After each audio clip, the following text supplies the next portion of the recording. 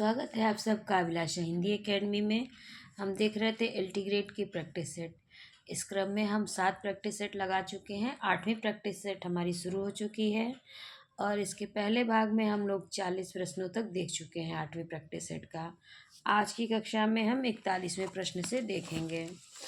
तो 41वां प्रश्न आज की कक्षा का पहला प्रश्न होगा।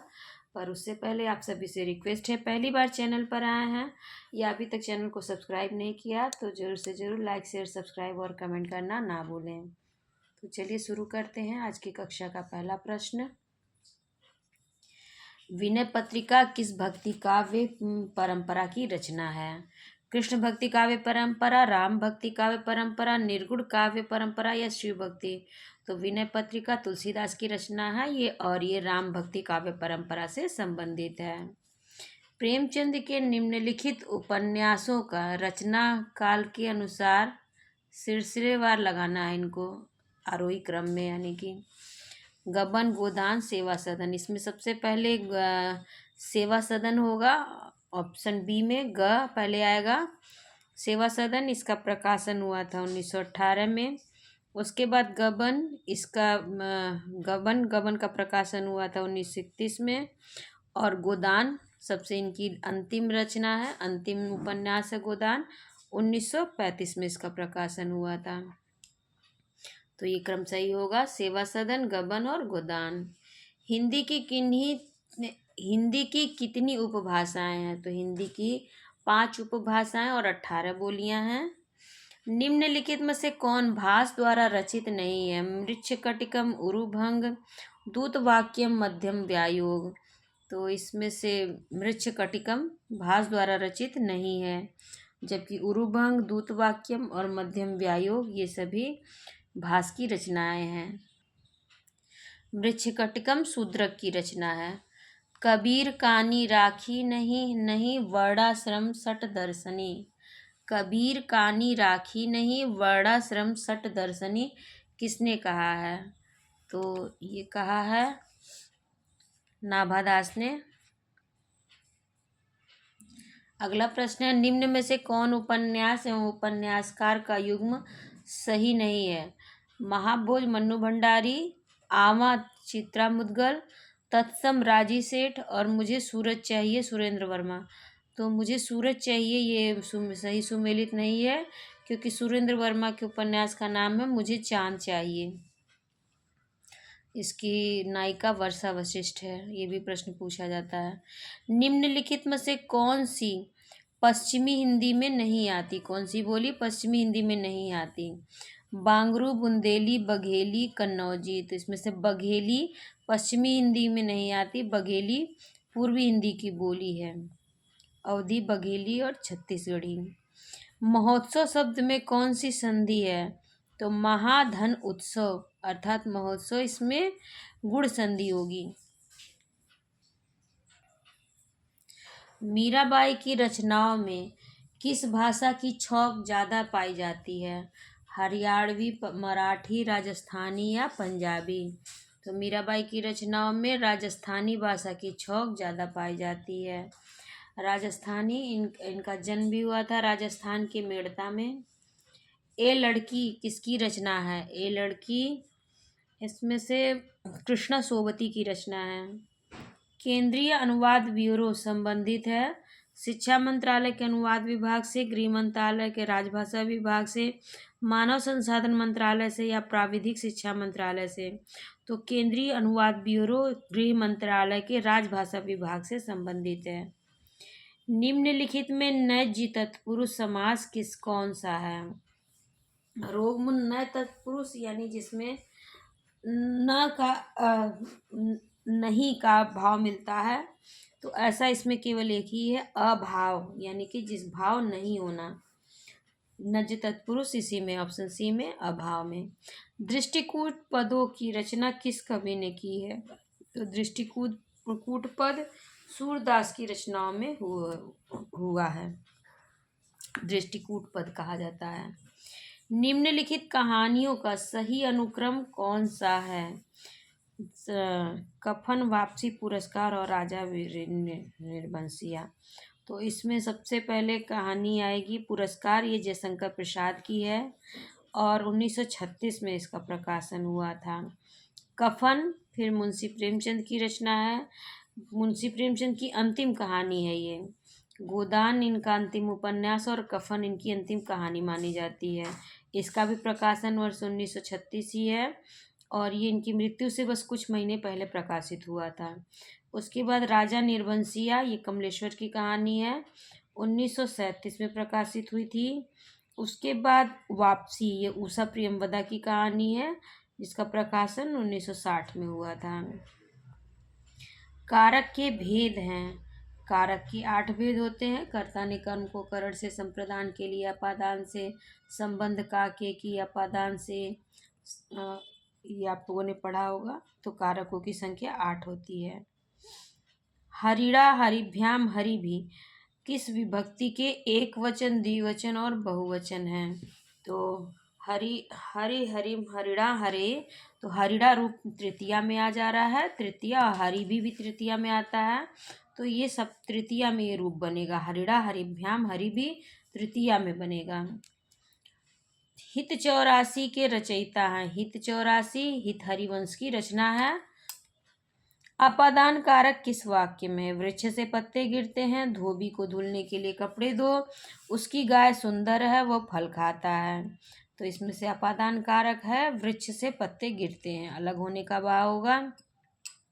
युष्मद शब्द का षष्ठी, षष्ठी एक वचन में रूप होगा। त्वम त्वाम त्वा तव्यम त्वप्त त्व तव, तव रूप बनेगा षष्ठी एक वचन में। गंगा लहरी किसकी रचना है?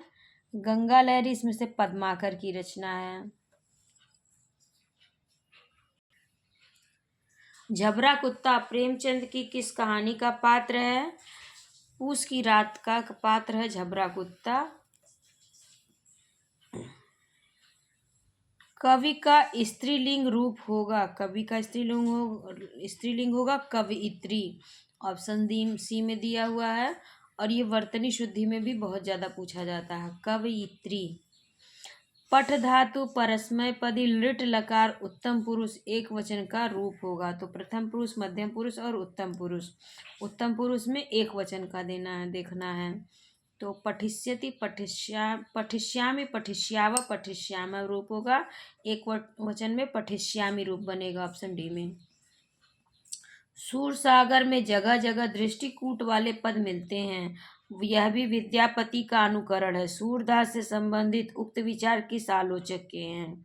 तो सूरसागर में जगह जगह दृष्टिकूट वाले पद मिलते हैं, ये कथन रामचंद्र शुक्ल जी का है। जब लेखक स्वयं अपनी जीवनी लिखता है तो उसे क्या कहते हैं? जीवनी, रेखाचित्र, आत्मकथा या संस्मरण। तो जब लेखक अपनी जीवनी स्वयं लिखता है तो उसे आत्मकथा कहते हैं। निम्नलिखित युग्मों में से एक लिंग की दृष्टि से शुद्ध है।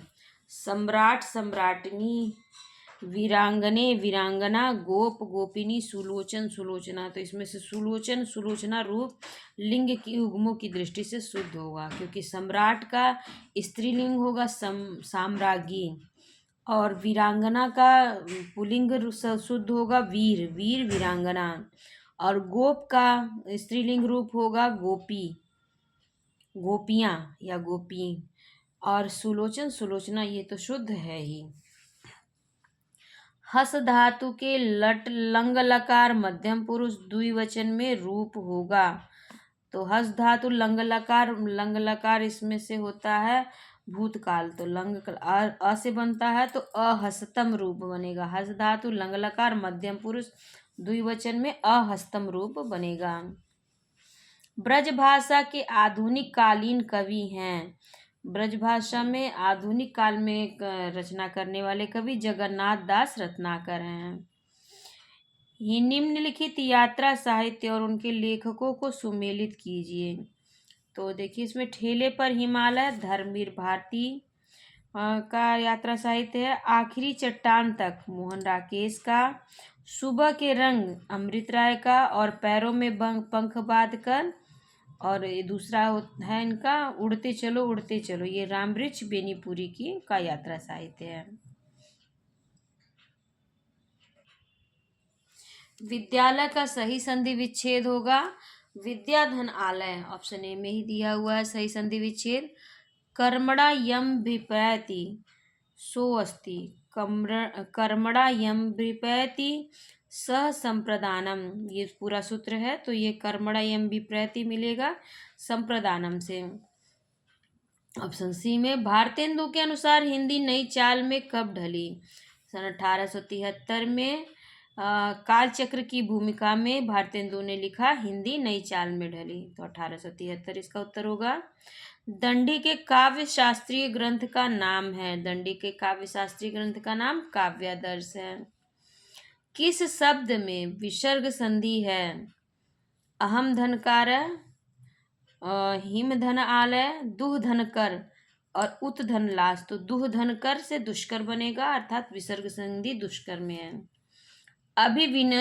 अभिविनिश्चय सूत्र संबंधित है, अभिविनिश्चय सूत्र संबंधित है करण कारक से। विख्यात जीवन व्रत हमारा लोकहित एकांत था, आत्मा अमर है देह नश्वर यह अटल सिद्धांत था। उपर्युक्त पंक्तियां किस कृति में संग्रहित हैं? तो ये भारत भारती से है, मैथिली शरण गुप्त की रचना है। विख्यात जीवन व्रत हमारा लोकहित एकांत था, आत्मा अमर है देह नश्वर यह अटल सिद्धांत था, भारत भारती। अनुभावों के कितने भेद होते हैं? अनुभाव 2 होते हैं, कायिक और सात्विक। निम्नलिखित शब्दों को उनके समास के साथ सुमेलित कीजिए। वनवास अर्थात वन में वास, वन में वास तत्पुरुष समास होगा। दान पुण्य में द्वंद्व समास होगा। त्रिनेत्र, त्रिनेत्र में बहुव्रीहि समास होगा, त्रिनेत्र अर्थात शिव। यथाविधि, यथाविधि अव्ययी भाव समास होगा, तो यही समास में मिलान होगा। वैकुंठ अध्यास्ते हरि, यहाँ किस अर्थ में कर्म संज्ञा हुई है? वैकुंठम अध्यास्ते, इसमें आधार अर्थ में यहाँ पर कर्म संज्ञा होती है, आधारोधिकरणम। तो ऑप्शन डी सही है इसका। इस प्रैक्टिस सेट को मैं यहीं पर रोकती हूँ। 79 प्रश्न यानी कि 79 प्रश्न हो गए हैं। 80वें प्रश्न से 120 प्रश्न तक हम इसके अगले भाग में देखेंगे। तब तक आप सभी से रिक्वेस्ट है, मेरे चैनल पर बहुत सारी उपयोगी कक्षाएं रखी हुई हैं, पड़ी हुई हैं, सभी की प्लेलिस्ट बनी हुई है। जैसे हिंदी साहित्य की विविध विधाएं, हिंदी में पीजीटी और टीजीटी में पूछे जाने वाले संस्कृत साहित्य से प्रश्न की पूरी प्लेलिस्ट बनी हुई है। टीजीटी पीजीटी के पूरे 10-10 सालों के प्रश्न पत्र, असिस्टेंट प्रोफेसर या यूजीसी नेट के पेपर पड़े हुए हैं। ईएमआरएस की तैयारी कर रहे हैं तो उसके लिए भी मेरे चैनल पर आपको कक्षाएं मिल जाएंगी। काव्य दोष, काव्य गुण और व्याकरण के भी बहुत सारी कक्षाएं उपलब्ध हैं। आप बिना रुके एक साथ सभी प्लेलिस्ट को ज़रूर देखें, और अगर आप तैयारी कर रहे हैं तो, और आप सभी से मुझे सपोर्ट ज़रूर करें। पहली बार चैनल पर आए हैं या अभी तक चैनल को सब्सक्राइब नहीं किया तो ज़रूर से ज़रूर लाइक शेयर सब्सक्राइब और कमेंट करना ना भूलें। आप सभी का बहुत बहुत धन्यवाद।